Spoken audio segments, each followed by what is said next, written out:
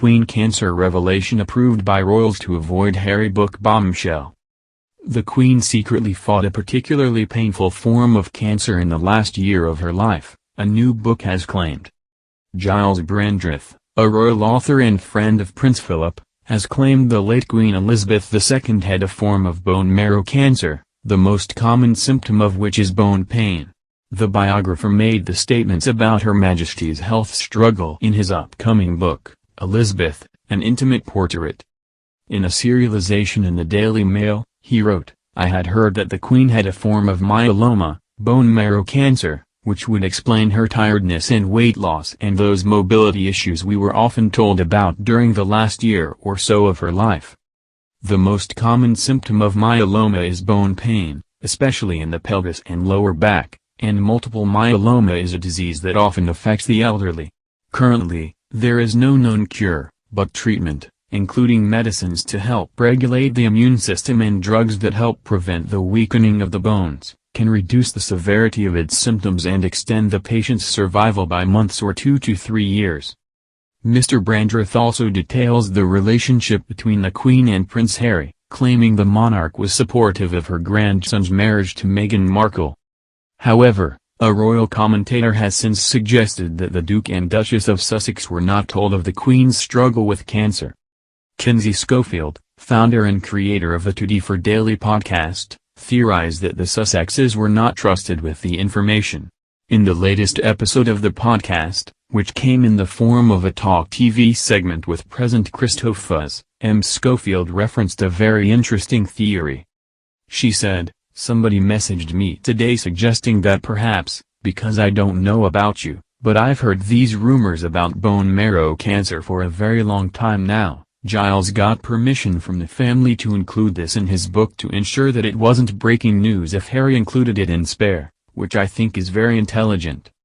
I think that very much could be it because we've heard the whispers and perhaps the family wanted to control how that information was released. The Duke of Sussex's book is set for publication on January 10, 2023. Spare, which is already a #1 bestseller, will cover Harry's personal journey from trauma to healing. While the content remains under wraps, the memoir is expected to delve into the prince's childhood, his time in the military and serving in Afghanistan, and his life as a husband and father.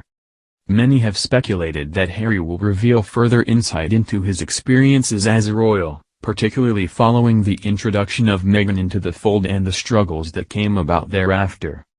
Given the Sussexes' previous dalliances in the media, which saw the couple repeatedly shine a negative light on the monarchy, the royal family have reportedly been in fear of bombshells.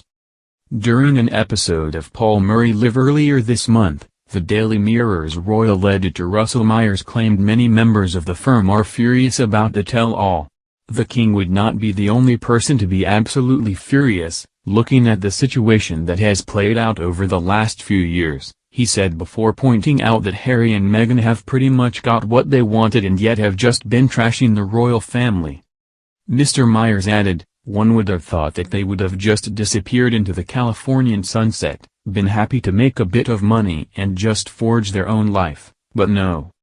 Not only has Meghan been railing against her treatment when she was in the royal family, for such a brief period of time, we now have Harry's book to look forward to."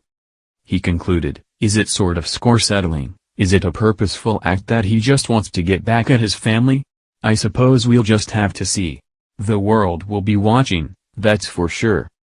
However, according to M. Schofield, the firm has gotten ahead of the Queen's ill health revelation through a trusted family friend.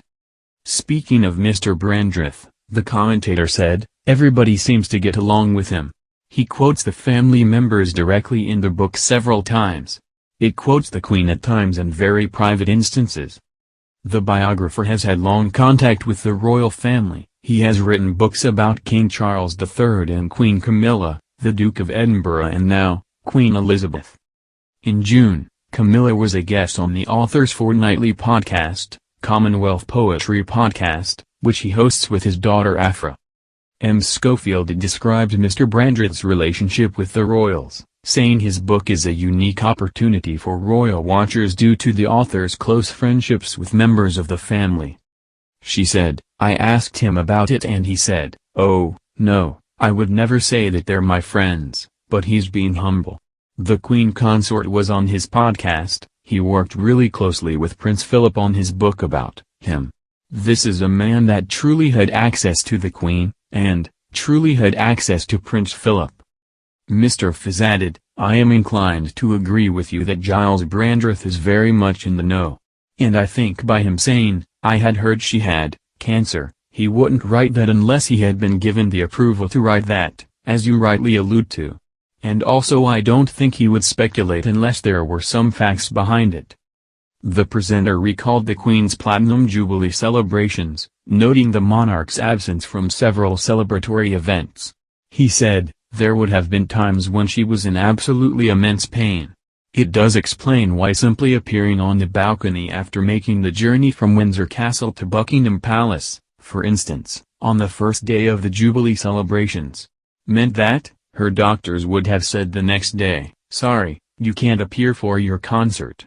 You can't do anything else until the very last day, because something as simple as walking out onto the balcony, when you are 96 and have that form of cancer, is going to be something that will cause immense pain.'"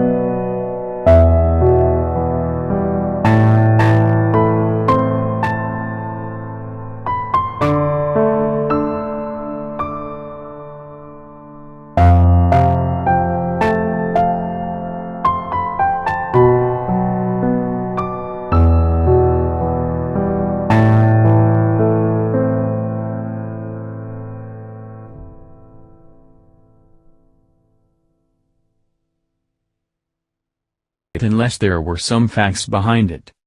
The presenter recalled the Queen's Platinum Jubilee celebrations, noting the monarch's absence from several celebratory events. He said, "There would have been times when she was in absolutely immense pain. It does explain why simply appearing on the balcony after making the journey from Windsor Castle to Buckingham Palace, for instance, on the first day of the Jubilee celebrations, meant that her doctors would have said the next day, 'Sorry, you can't appear for your concert. You can't do anything else until the very last day, because something as simple as walking out onto the balcony, when you are 96 and have that form of cancer, is going to be something that will cause immense pain.'"